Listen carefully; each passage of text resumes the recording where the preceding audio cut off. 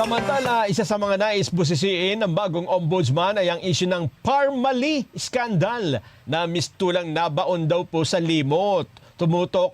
Pumutok ang issue ng Parmali noong 2021 matapos mabunyag sa pagdinig ng Senado na nakakuha ng bilyong pisong kontrata mula sa procurement service ng Department of Budget and Management para mag-supply ng medical supply noong kasagsagan ng COVID-19 pandemic kahit na wala pa umanong 1 milyong piso ang kapital ng kumpanya.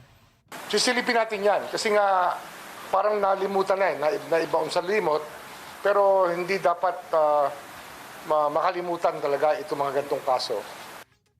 Titingnan din ni Remulla kung ano ang estado ng mga reklamong nakasampa sa ombudsman tungkol dito. Binigyan din niya na ang responsibilidad ay nakadepende sa ebidensya. Kasi alam natin, mabigat ang alingaw-ngaw at marami nagsasabi na may nangyari nga masama doon. May naging pagdinig ang Senado, ngunit hindi na umandar mula doon.